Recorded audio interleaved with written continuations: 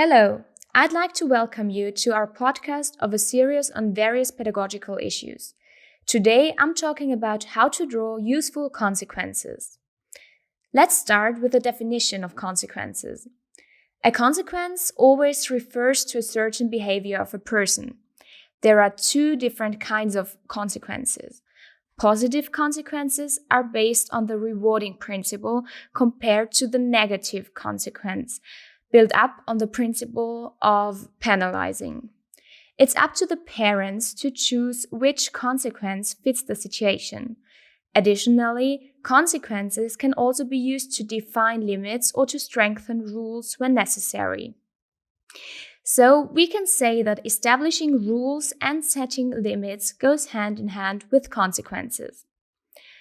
You might ask yourself, are consequences needed in the upbringing of children? Do children need limits? Yes, they do. For children, limits represent security, orientation, and support. And children also need consequences in order to recognize inadequate behavior and to learn that certain actions lead to certain reactions and might have negative effects. I'd like to use a metaphor to show that limits can be understood as supportive. Imagine a wonderful green meadow. In the middle of the meadow, there's a big old trunk, and your kid wants to balance on it. It climbs up the trunk and manages to take some steps, but then it falls down. It climbs up a second time and takes some little steps again, but your kid falls down again. Now it's your turn as parents. Again, you imagine this big old trunk in the middle of the meadow. Now you're standing next to your kid. On the other side of the trunk, there's the other parent.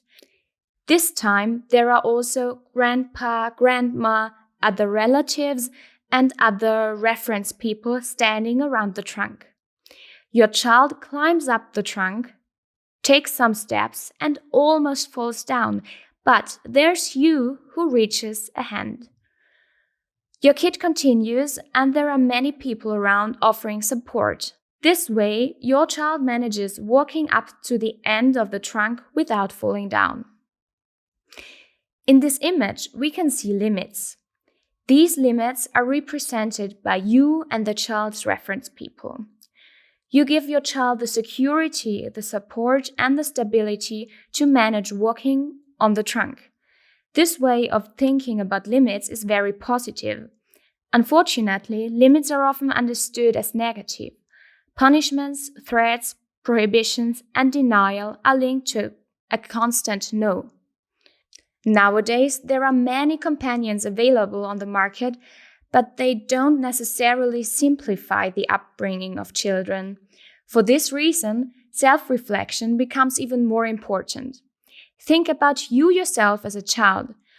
Which rules and consequences did you experience? Were they appropriate? How did you feel about them back then? And how do you feel about them now? Are they appropriate for your child and your family? Consequences and limits that are drawn should be well thought out and considered. Maybe you know the following situation in the morning. It's stressful. You have to leave the house to go to work or to an important appointment. Your child is whining and doesn't want to brush its teeth. And this is happening every day. And as almost every day, you are threatening your child by saying, if you don't brush your teeth now, you won't be allowed to watch TV in the evening. When saying something like that, are you really sure that you will keep to this consequence? Isn't this exactly the time that you can have for yourself to do some chores? Sticking to such a consequence would bring along quite some drawbacks for you as well. In general, I'd recommend you to think about consequences beforehand. Take your partner on board and discuss possible consequences for certain situations. Consequences are the practiced form of setting limits. It's important to personally distance oneself from the rules and the limits in order to show children what is appropriate and what is inappropriate. Keeping to hard consequences is a difficult task for parents. Empty threats such as "you're not allowed to play in the garden" or "you're not allowed to go to the football training" lead to consequences in the lives of parents as well. Most importantly, however, such threats are not associated with the actual situation and actions. Such consequences are made up out of thin air. They are arbitrary. We can also refer to it as the if-then trap. If you don't do this, this will happen. Try to observe yourself. Listen to yourself how often you use such phrases. A better way to set consequences is to use consequences that refer back to the specific situation or action. By exemplifying such consequences that refer to our actions, children are supported in their independence and their self-responsibility. I'd like to talk about some examples from real life on how to set useful consequences. Let's start with an everyday scene. Your child is goofing around at the table while eating and suddenly spills a jar of water.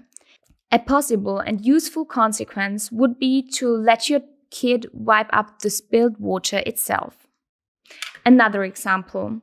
Your child doesn't put the bike into the cellar as would be expected and simply lets it stand in front of the house door. A consequence referring to the situation could be that you put the bike back into the cellar and that your kid is not allowed to get it back out for one afternoon. If the same thing happens again, the same consequence can be set again, or maybe even longer this time. Try to be clear and consistent in the drawing of consequences. For instance, whenever discussions arise about tidying up, a similar consequence can be chosen. When toys are thrown away or not used as they should, they will not be available for some time. For instance, if you have the rule that toys have to be tidied up in the evening, but this rule is not followed, the child won't be allowed to play with them the next day because it was you who had to tidy them up. As you can see, useful consequences should always link directly back to the behavior of the child. This way, consequences are comprehensible for children instead of far-fetched. As already mentioned, the aim should be to draw logical consequences instead of deciding on arbitrary punishments. However, there are also exceptions. For instance, if you have agreed on time limits for using the computer and these limits have already been exceeded, but your kid needs the computer for doing their homework, an exception is logical and reasonable.